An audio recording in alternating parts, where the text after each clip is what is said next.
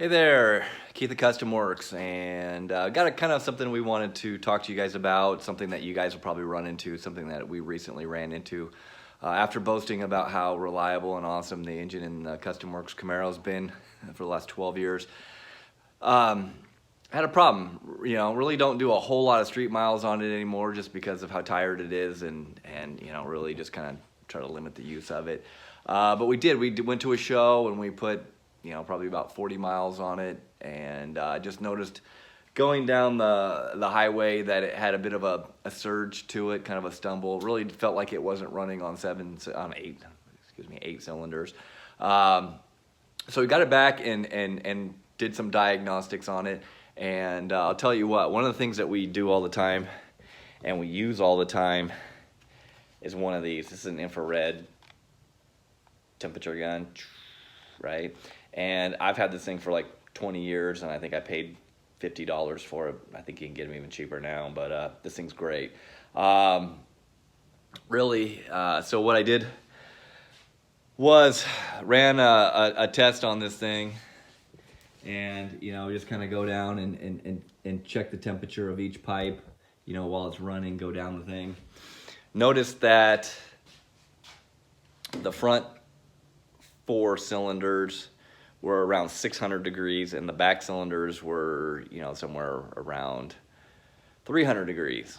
So we thought, well, it's got to be a problem. So we pulled the plugs out. All the plugs looked fine. One of the wires ohmed out bad. By the way, don't ever buy Taylor wires. You know, they're bad. Excel makes the best wires, I believe. I'm happy with them. I like them. But these Taylors that are on here are junk, and I've replaced a couple of them and the ends on them and whatever. So anyways, so we checked the plugs. Everything looked okay. Couldn't really figure it out. So thought, well, possibly, you know, we got some injectors. At that point, we didn't really necessarily know it was all 4 front cylinders. So pulled the injectors out, took them to our good friend Matt over at Matt's Fab Shop.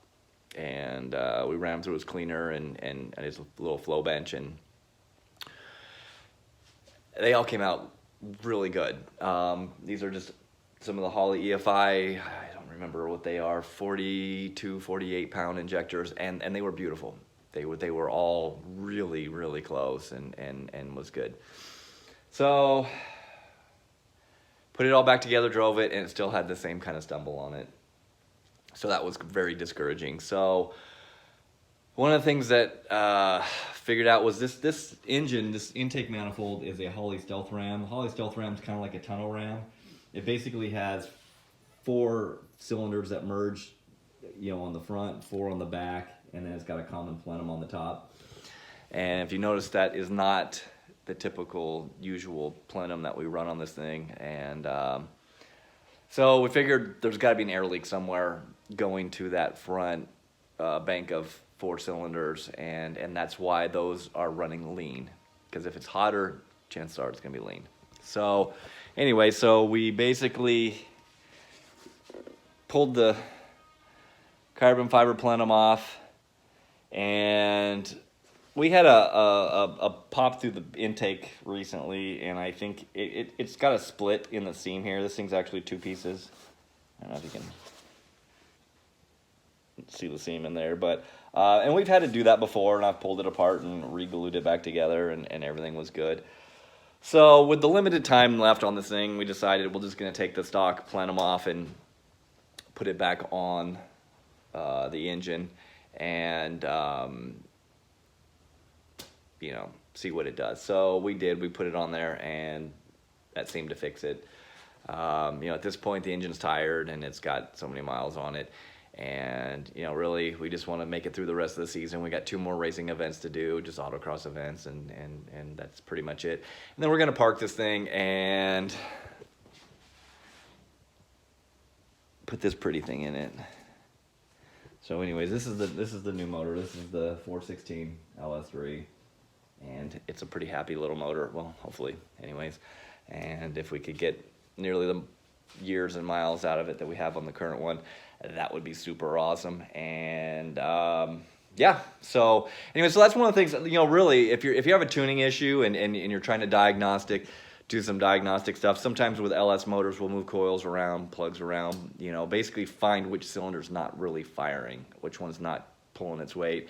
And, you know, the infrared gun is a great way, you know, to do that. And so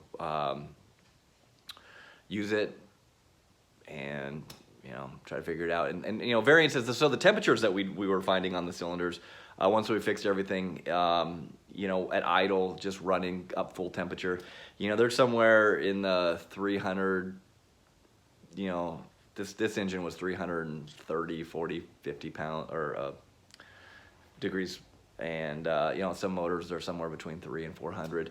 I did notice on this thing that the back cylinders were, you know, about 50, 75 degrees cooler, and there's a lot of things that could affect that. Like your intake falling on the ground, maybe that's why it's cracked. But anyway, so check that stuff first, and we'll get 2 more events on this thing. We'll get this video posted up so you guys can have an update. And thanks for watching, and if you don't subscribe, do it.